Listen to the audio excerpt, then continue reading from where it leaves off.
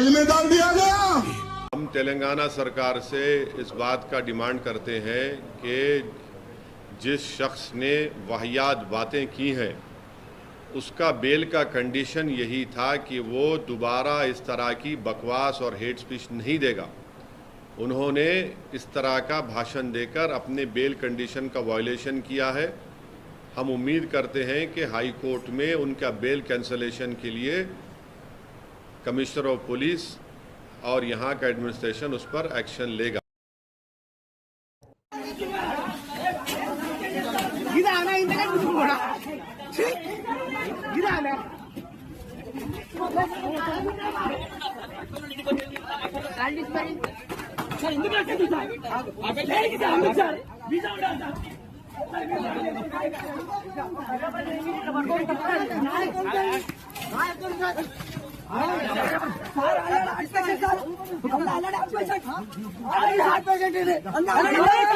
काफी दिनों से बड़े बड़े बातें करा था, जैसे पुलिस वालों की गिरफ्त में आते कि इसके चाहने वाले बोल रहे के हार्ट पेशेंट है, ऐसा नको दबा बोल के गर्दन दबाए तो नली में से दम निकल के जैसा दिख रहा, उसकी हालत देखे तो इसको बचाने के वास्ते इन्होंने एहतजाज करने के वास्ते निकल रहे थे घर से। ऑलरेडी इनके ऊपर कई केसेस रजिस्टर हो चुके हैं। पुलिस वालों को इसके भी ऊपर मौका मिल गया और इसको भी डाल लिया। समझो, राजा सिंह के भड़काऊ भाषण को लेकर मीडिया वालों ने असदुद्दीन ओवैसी से कुछ सवाल किया, जिसका जवाब देते हुए असदुद्दीन ओवैसी ने कल मीडिया कॉन्फ्रेंस में क्या कहा, ये सुनते हैं। तेलंगाना सरकार से इस बात का डिमांड करते हैं कि जिस शख्स ने वाहियात बातें की हैं उसका बेल का कंडीशन यही था कि वो दोबारा इस तरह की बकवास और हेट स्पीच नहीं देगा। उन्होंने इस तरह का भाषण देकर अपने बेल कंडीशन का वायलेशन किया है।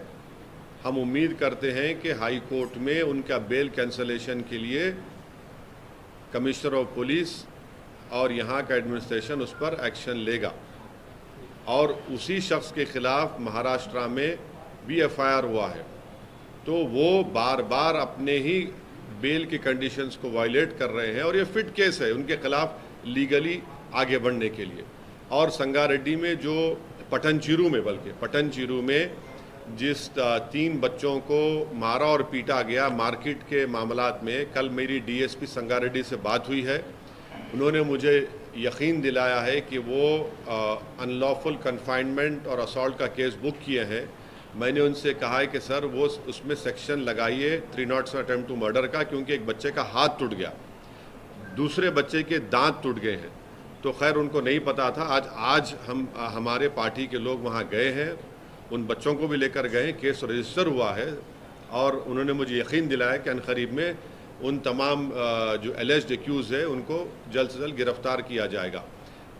तेलंगाना के अलावा बिहार के अंदर जिस तरीके से मुसलमानों पर जुल्म किया गया, खास तौर से बिहार शरीफ में, उसको लेकर भी असदुद्दीन ओवैसी ने मीडिया से बात करते हुए क्या कहा, ये सुनते हैं। सर, बिहार में जो कुछ हुआ ये सरकार के ऊपर जिम्मेदारी आयद होती है कि उन्होंने वायलेंस को रोका नहीं और उनको मालूम था, उनके पास रिपोर्ट्स, इंटेलिजेंस रिपोर्ट्स थे कि यहाँ पर वायलेंस हो सकता है।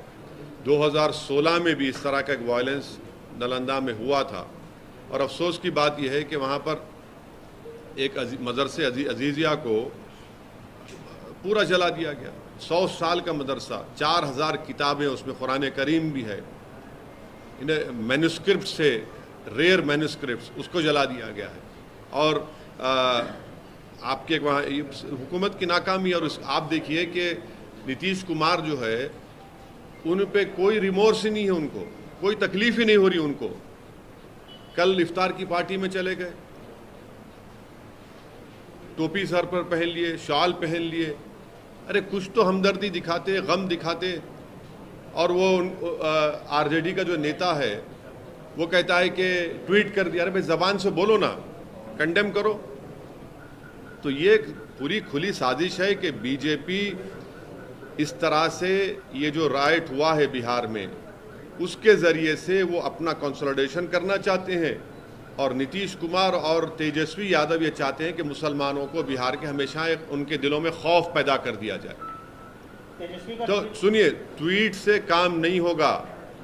आप सत्ता में हैं, आप मंत्री हैं, आप पावर शेयर कर रहे हैं, क्यों नहीं अभी तक आप और आपके चचा जाकर उस जगह का इंस्पेक्शन करते, उस मदरसे अजीजिया का, उस मस्जिद को जुटाने की कोशिश की गई थी? क्यों नहीं आपकी सरकार ने अब तक कंपनसेशन का ऐलान किया?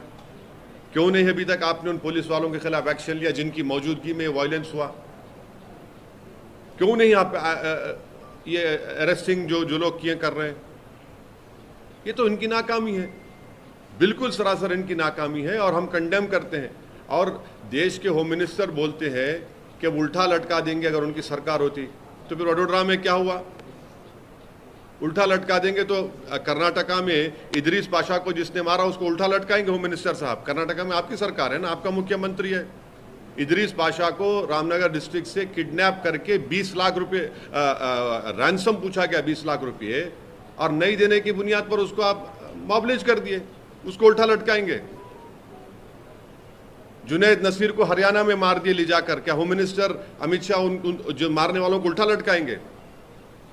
तो नरेंद्र मोदी की सरकार को 2024 में आने वाले इलेक्शन में किस तरीके से रोकना है, इसका भी जिक्र किया। भारत में अगर 24 में नरेंद्र मोदी को हराना है, बीजेपी को नहीं, नरेंद्र मोदी को दोबारा सत्ता से आने से रोकना है। बीजेपी अब नहीं रहे, खाली नरेंद्र मोदी पार्टी हो गई वो। नरेंद्र मोदी को रोकना है तो 540 पर 540 चेहरे मिलकर मोदी को हराना चाहिए। मैं शुरू से कह रहा हूं ये स्ट्रेटेजी कामयाब हो सकती है। अगर आप ये चेहरों को लेकर जाएंगे तो फिर बीजेपी को फायदा हो जाएगा। 540 में बहुत सारे तो वही लोग के हैं ना सर। नहीं, आगे जब मतलब आप ये कह रहे हैं कि 540 में जो अब हैदराबाद का इलेक्शन होगा, सिकंदराबाद का इलेक्शन होगा, वरंगल का होगा, आदिलाबाद का होगा, निजामाबाद का होगा, निजामाबाद वर्सेस मोदी।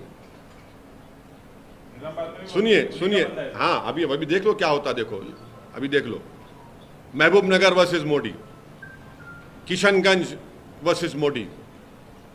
हाँ, ये होना चाहिए। अगर आप ऐसे चेहरों को लाएंगे तो फायदा नहीं होने वाला है। खैर वो लोग बड़े लोग हैं भाई, हम क्या बोल सकते हैं। इसके अलावा राहुल गांधी की सदस्यता रद्द करने के मामले में भी असदुद्दीन ओवैसी ने कहा कि उस वक्त वो उम्रा करने के लिए गए थे। उस वक्त पे इम्तियाज जलील ने जो कुछ भी कहा है वो AIMIM पार्टी के पॉइंट ऑफ व्यू से कहा है। इम्तियाज जलील ने कहा था कि राहुल गांधी के साथ जो कुछ हुआ वो नहीं होना चाहिए था, गलत हुआ है। तो ये थे अभी तक की अपडेट। वीडियो को ज्यादा से ज्यादा शेयर कीजिए, नमाज की पाबंदी कीजिए, कुरान की तिलावत कीजिए और दुआ में याद रखिए। अल्लाह हाफिज।